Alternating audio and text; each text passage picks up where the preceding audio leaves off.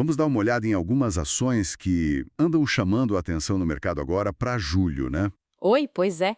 O cenário está interessante, sempre com aquela expectativa de mudanças e o mercado tentando antecipar os próximos passos. Exato. E hoje a gente separou 3 empresas para analisar um pouco mais a fundo. Prio, que é PRJ3, Bradesco, BBDC4 e Copel, CPLS6. A ideia é entender o que está por trás das recomendações que andam circulando. Ótimo. São empresas bem diferentes entre si, vai ser uma boa análise. Vamos lá, então. Começando com a Prio PRO3. É uma empresa privada de óleo e gás, né? Focada ali em exploração, produção. Isso. Ela tem sido bastante comentada, uma das favoritas de alguns analistas, muito por causa do potencial de crescimento dela. Eu vi que a aquisição lá no Campo Pellegrino foi um ponto importante, né? A cotação dela recente estava ali na casa dos 42,50. O que mais, assim, se destaca nela segundo as análises? Olha, o principal é realmente o potencial de aumentar muito a produção. Tem estimativas bem otimistas, sabe? Falando em chegar a 110 mil barris por dia já em 2025. Nossa! E continua subindo, tipo para 188 mil em 2026 e até 212 mil lá para 2027. É um crescimento bem expressivo. E conseguem fazer isso com custo baixo, né? Pelo menos é o que dizem. Exatamente, o custo de extração é um diferencial e isso ajuda a gerar bastante caixa. Só que esse caixa todo a empresa usa para reinvestir. Ah, então nada de dividendos gordos por agora.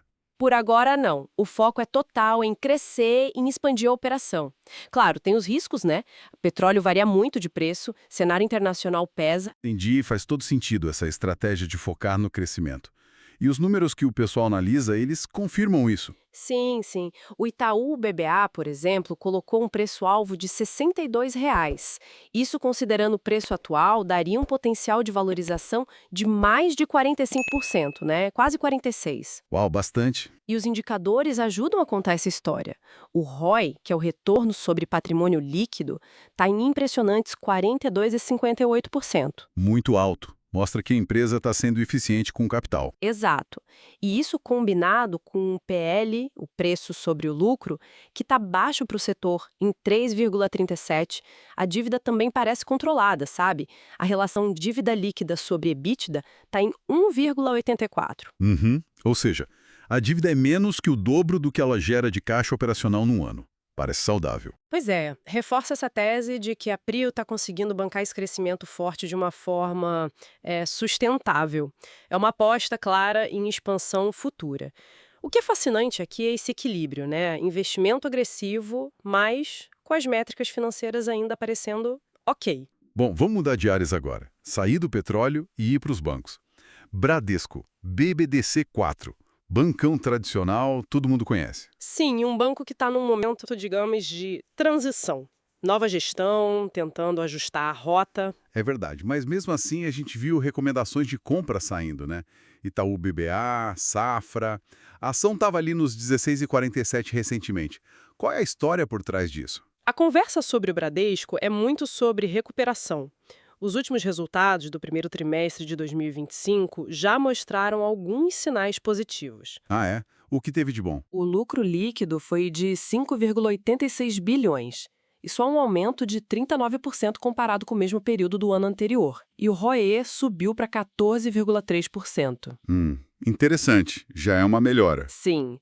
E parece que eles estão focados em eficiência, sabe? Cortando despesas, buscando ser mais produtivos. O mercado ainda olha com o pé atrás, um pouco de cautela, mas não dá para negar a força da instituição, né? Com certeza. É um gigante. Isso até levanta uma questão importante, né? Como esses bancos grandes se adaptam nesse cenário tão competitivo hoje em dia? Exato. E os números que você mencionou das análises refletem essa expectativa de melhora, né? Sim, o Itaú BBA, por exemplo, está com preço-alvo de R$ 20. Dá um potencial aí perto de 20%. Já o Safra está até mais otimista, falando em mais de 26% de potencial. E tem o lado dos dividendos também, né? Que para banco é sempre relevante. Verdade. O dividend yield dos últimos 12 meses foi de 7,62%. É um retorno interessante em dividendos. E é uma empresa que, bom, historicamente sempre deu lucro, né?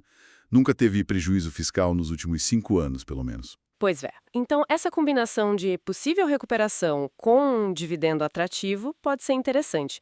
O PL está em 9,36, o PVP, preço sobre valor patrimonial, em 1,03. Não são múltiplos absurdos. Pode ser um ponto de entrada para quem acredita na virada do banco. Ok, Bradesco entendido.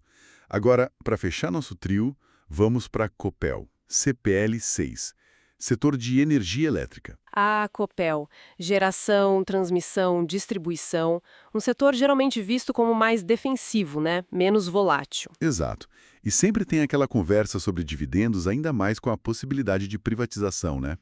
A cotação dela estava em R$ 12,24. Sim, o setor elétrico tem essa característica boa da receita mais previsível, por causa dos contratos longos.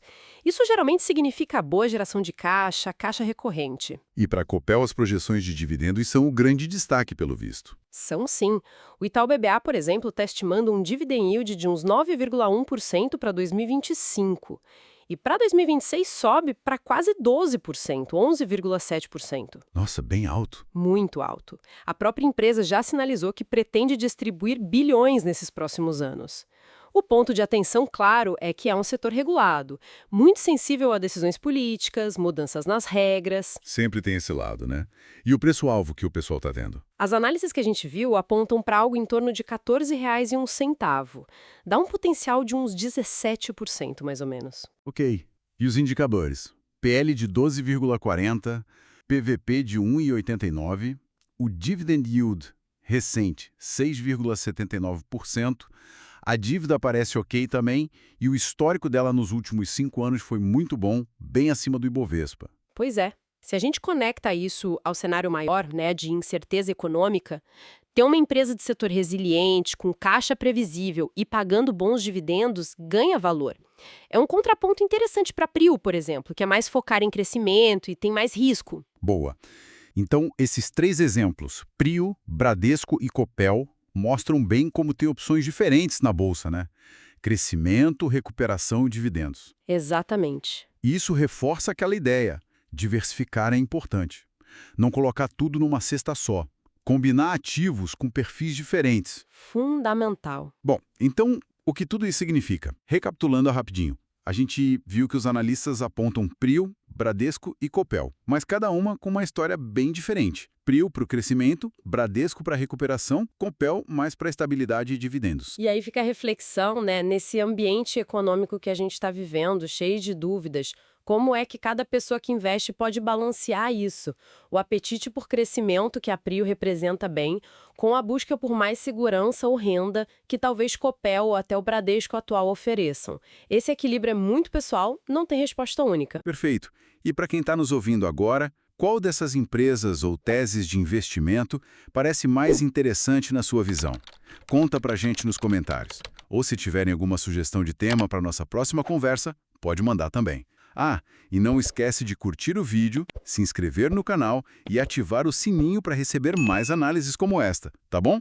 E para finalizar, aquele aviso importante. Esse estudo não constitui nenhum serviço de análise ou recomendação. Este é um mercado de renda variável, bolsa de valores, onde o risco é inerente. Toda e qualquer decisão de investimento é responsabilidade de cada investidor.